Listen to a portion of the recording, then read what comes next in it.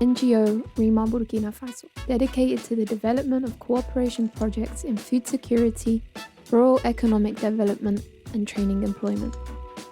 We constitute a strong team in international project management with a solid track record of successful projects. With existing network in West Africa, experience and knowledge in the local context and high-impact development collaboration, 20 years of training experience, unique expertise, track record of successful implementation of internationally funded projects on the ground, knowledge of local needs, sensitivity to the specific challenges faced by the vulnerable population. Problem we want to address in the energy poverty experienced by rural communities in Niger, Nigeria, Ivory Coast, Mali, Burkina Faso, poverty that is felt in food insecurity, lack of inclusion of women, and poor rural economic development in these areas. Vulnerable groups that are constantly exposed to the side effects of climate change, resource scarcity, and energy challenges. We propose that the creation of West African women's cooperatives to promote gender equality and food security through solar thermal energy, development of solar bakeries. Our innovation is our partnership with GoSol and our Lytefire technology, tailored to these three main applications of solar oven, roaster, and solar dehydrator.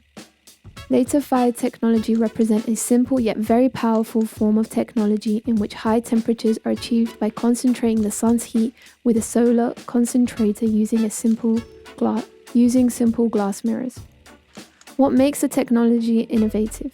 The innovation is the ease with which it can be manufactured, used and maintained in all these types of communities around the world, using locally available materials and labor. Compared to current commercial solutions in developing countries, Lytefire 5 enable clearly cheaper, healthier and more environmentally friendly heat treatment of food, with higher quality and better tasting products. The transformative educational package for women particularly, we also include men, will be delivered through a cascade train-the-trainer model. With Lytefire, women entrepreneurs generate sustainable income through a fuel saving on charcoal, wood, and electricity in energy-intensive food processing. The creation of solar bakeries led by women's cooperatives, at least 175 green jobs and up to 55 climate-smart enterprises are expected to be incubated, with significant momentum to generate many more after project completion. Gender quality is enhanced as more than 60% of the target entrepreneurs will be women.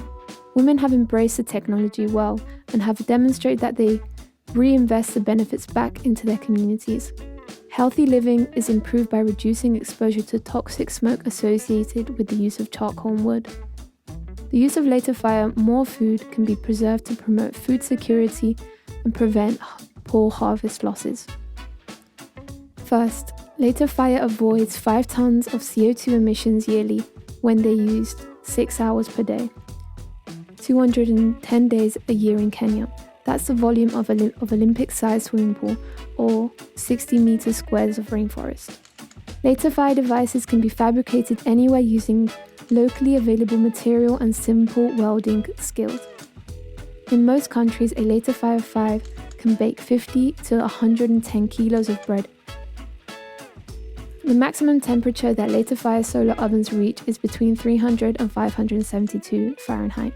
Consider that there is no competition in the market since it is a unique technology in the world. With the project, we intend to expand and consolidate operations in West Africa, access to new partnerships and participants, reach a number of new solar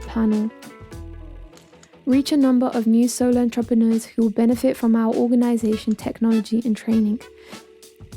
We intend to impact local capacity building, creation of sustainable employment, reduction of adverse effects of deforestation and emissions, as well as health hazards associated with traditional forms of energy.